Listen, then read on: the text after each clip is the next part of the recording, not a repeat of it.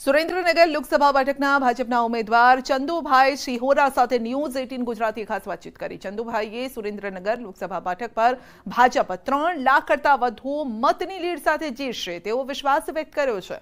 સુરેન્દ્રનગર લોકસભા બેઠકમાં જિલ્લાની 5 વિધાનસભા ઉપરાંત વિરમગામ અને ધંધુકા વિધાનસભાનો સમાવેશ થાય છે અને ત્યારે આ તમામ 7 વિધાનસભા બેઠક પર ભાજપને લીડ મળશે તેવો ચંદુભાઈએ આશાવાદ વ્યક્ત કર્યો। સુરેન્દ્રનગર લોકસભા બેઠકની મતગણતરીનું કાઉન્ટડાઉન શરૂ થઈ ગયું છે અને ગણતરીના કલાકો હવે મતગણતરીને બાકી છે। લોકોમાં પણ એક અલગ પ્રકારનો ઉત્સાહ જોવા મળી રહ્યો છે। ત્યારે આવતીકાલે ભાજપ જીતશે કે કોંગ્રેસ જીતશે તેના પર સૌની મીટ મંડાયેલી છે। ત્યારે આપણી સાથે સુરેન્દ્રનગર લોકસભાના ભાજપના ઉમેદવાર ચંદુભાઈ શિહોરા આપણી સાથે ઉપસ્થિત છે। આપણે તેમની સાથે જ વાત કરીશું કે તેઓ જીતનો કેટલો વિશ્વાસ વ્યક્ત કરી રહ્યા છે। જી ચંદુભાઈ, આવતીકાલે મતગણતરી યોજાનાર છે, કેટલી લીડથી આપ જીતશો અને કયા એવા કારણો છે જેના કારણે લોકો ભાજપને પસંદ કર્યું છે? સુરેન્દ્રનગર લોકસભાની સીટ અમે 3 લાખ ઉપર મતથી જીતવાના છીએ।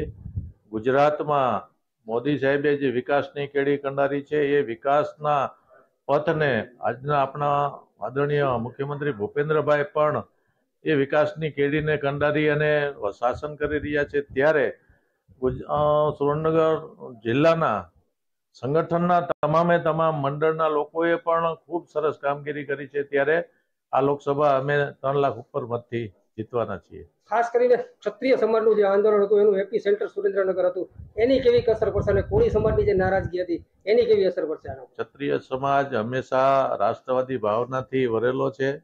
ક્ષત્રિય સમાજ ભારતીય જનતા પાર્ટી સાથે જોડાયેલો છે અને આ ચૂંટણીમાં ક્ષત્રિય સમાજના તમામ આગેવાનોએ ભારતીય જનતા પાર્ટીનું કામ કરેલું છે।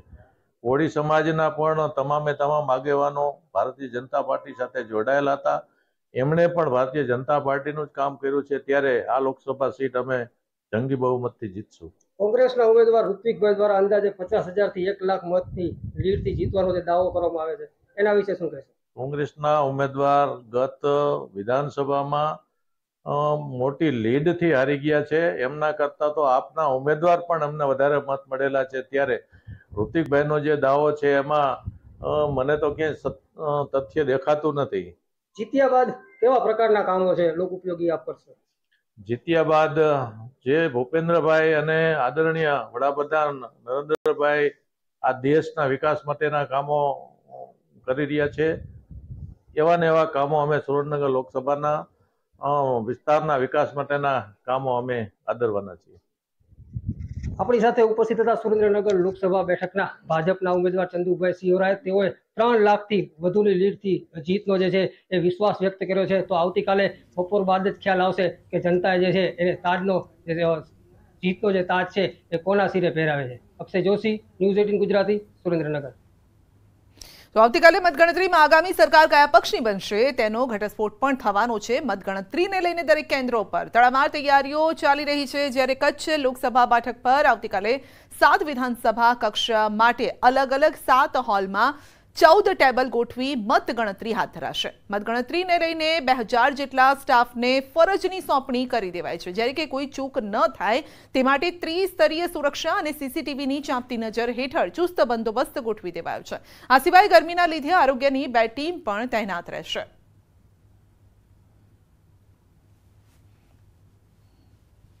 આવતીકાલે 4 જૂને કચ્છ લોકસભા બેઠકની મતગણતરી છે તે લોખંડી બંદોબસ્ત વચ્ચે ભુજની એન્જિનિયરિંગ કોલેજ ખાતે કરવામાં આવશે। જે રીતે આપ દ્રશ્યોમાં જોઈ રહ્યા છો કે આ ભુજની એન્જિનિયરિંગ કોલેજ ખાતે આવતીકાલે વહેલી સવારથી જ મતગણતરી છે તે શરૂ કરવામાં આવશે। ચોક્કસથી જો વાત કરીએ તો 7 વિધાનસભા વાઇઝ અહીં કને ગણતરી કરવામાં આવશે। 7 જેટલા રૂમમાં 14 ટેબલોમાં અહીં ગણતરી કરવામાં આવશે। લોખંડી બંદોબસ્ત વચ્ચે તંત્ર દ્વારા હાલ તૈયારીઓ છે તે પૂર્ણ કરી દેવામાં આવી છે। કચ્છની જો વાત કરવામાં આવે તો રાઉન્ડ વાઇઝ ગણતરી થશે, જેમાં સૌથી વધારે રાઉન્ડ અબડાસા બેઠકના છે, જેમાંથી 27 જેટલા રાઉન્ડ અબડાસા વિધાનસભાના યોજાશે। ભુજના 22 જેટલા રાઉન્ડ યોજાશે। ગાંધીધામના 21 જેટલા છે તે વિધાનસભા વાઇઝ રાઉન્ડ યોજાશે। એટલે ચોક્કસથી વાત કરીએ તો આવતીકાલે બપોર સુધી છે તે જે ઉમેદવારો છે તે જાહેર થઈ જશે કે કચ્છ લોકસભા બેઠક છે તે કોના ફાળે જઈ રહી છે। સુરેન્દ્રનગરમાં લોકસભા ચૂંટણીની મતગણતરીની તડામાર તૈયારીઓ શરૂ થઈ ગઈ છે। સુરેન્દ્રનગર લોકસભા બેઠકની ચૂંટણીમાં કુલ 55% જેટલું મતદાન નોંધાયું હતું અને આવતીકાલે Surendranagar MP Shah arts and science college ખાતે વહેલી સવારથી જ મતગણતરી શરૂ થશે।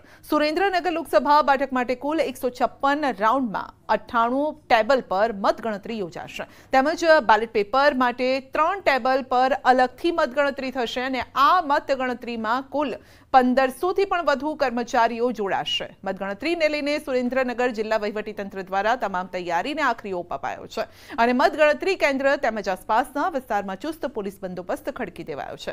ભાજપ અને કોંગ્રેસ બંને મુખ્ય રાજકીય પક્ષો દ્વારા જીતનો વિશ્વાસ વ્યક્ત કરાયો છે ત્યારે મતદારો જીતનો તાજ કોને પહેરાવશે તે મતગણતરી બાદ ખ્યાલ આવશે। સુરેન્દ્રનગર લોકસભા બેઠક માટે કુલ અંદાજે 55% જેટલું મતદાન નોંધાયું હતું। આવતીકાલે તારીખ 4 જૂનના રોજ સુરેન્દ્રનગર શહેરની MP Shah arts and science college ખાતે મતગણતરી યોજાનાર છે। ત્યાં મતગણતરીને લઈને તંત્ર દ્વારા જે તડામાર તૈયારીઓ છે તૈયારીઓને આખરી ઓપ આપી દેવામાં આવ્યો છે। સુરેન્દ્રનગર લોકસભા બેઠકમાં કુલ 7 વિધાનસભાનો સમાવેશ થાય છે અને આ 7 વિધાનસભા સહિત સુરેન્દ્રનગર લોકસભા બેઠકની જે મતગણતરી છે એ કુલ 156 રાઉન્ડમાં મતગણતરી યોજાશે જેના માટે કુલ 98 ટેબલ પર મતગણતરી યોજાશે। આ સિવાય જે પોસ્ટલ બેલેટથી મતદાન છે એના માટે 3 ટેબલ પર અલગથી મતગણતરી યોજાશે। વહેલી સવારથી જે મતગણતરી છે શરૂ કરી દેવામાં આવશે અને અંદાજે બપોર 12 કે 1 વાગ્યા સુધીમાં સમગ્ર ચિત્ર છે એ સ્પષ્ટ થઈ જશે ત્યારે મતદારો છે એ જીતનો તાજ કોને પહેરાવે છે અને કોને હારનો સામનો કરવો પડે છે એ તો આવતીકાલે બપોર બાદ જ ખ્યાલ આવશે। અક્ષય જોશી, ન્યૂઝ 18 ગુજરાતી, સુરેન્દ્રનગર। ગાંધીનગરમાં મતગણતરીની તૈયારીઓ તેજ। આવતીકાલે સેક્ટર 15માં આવેલી કોલેજમાં કરાશે મતગણતરી। ગાંધીનગર સંસદીય લોકસભા મત વિસ્તારની ગણતરી કરાશે। સવારે 8 વાગે મતગણતરી શરૂ થશે। મતગણતરીમાં 600 કર્મચારીઓ જોડાશે અને 14 ટેબલ પર કરાશે મતગણતરી।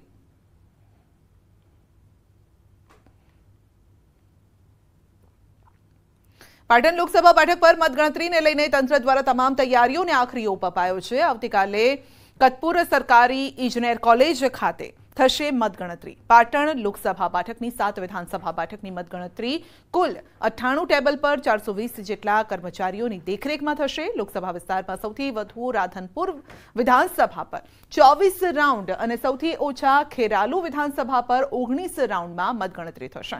પાટણ લોકસભા બેઠક પર વર્ષ 2019ની સરખામણી કરતા વર્ષ 2024માં 4% મતદાન ઘટાડા સાથે 58.37% મતદાન નોંધાયું હતું। લોકસભા ચૂંટણીની મતગણતરીની પ્રક્રિયા આવતીકાલે થવા જઈ રહી છે તે દ્રશ્યો બતાવીશ કે પાટણ લોકસભા બેઠકની મતગણતરી કતપુર એન્જિનિયર ખાતે કોલેજ છે ત્યાં થવા જઈ રહી છે। એટલે જે રીતે જે વ્યવસ્થા ગોઠવવામાં આવી છે તેની વાત કરીએ તો પાટણ લોકસભા વિસ્તારમાં 7 વિધાનસભા બેઠકો આવે છે અને 7 વિધાનસભા બેઠકની અલગ અલગ બિલ્ડિંગમાં એક વિધાનસભા દીઠ 14 ટેબલ ઉપર મતગણતરીની પ્રક્રિયા હાથ ધરાશે। જે રીતે વાત કરી કે કુલ 98 ટેબલ ઉપર 420થી વધુ ચૂંટણી ફરજના કર્મચારીઓની રેખદેખ હેઠળ આવતીકાલે શાંતિપૂર્ણ માહોલમાં મતગણતરી થાય તે પ્રમાણે પ્રયાસ કરવા જોઈએ। ચોક્કસ કહીએ જે રીતે દ્રશ્યો બતાવવામાં આવે છે કે જે ચૂંટણી એજન્ટો સહિત જે ઉમેદવારો જેનો પ્રવેશ પ્રક્રિયાના જે તમામ જે સુવિધાઓ છે તે પૂર્ણ કરી દેવામાં આવે છે અને જિલ્લા કલેક્ટર અરવિંદ વિજયનની રેખદેખ હેઠળ જે ચૂંટણી મતદાન ગણતરી છે તે કેન્દ્ર પર રેખદેખ રખાઈ રહી છે અને આવતીકાલે શાંતિપૂર્ણ માહોલમાં પાટણ લોકસભા બેઠક અને મતગણતરી થશે। એટલે ચોક્કસ વાત કરી કે પાટણ લોકસભા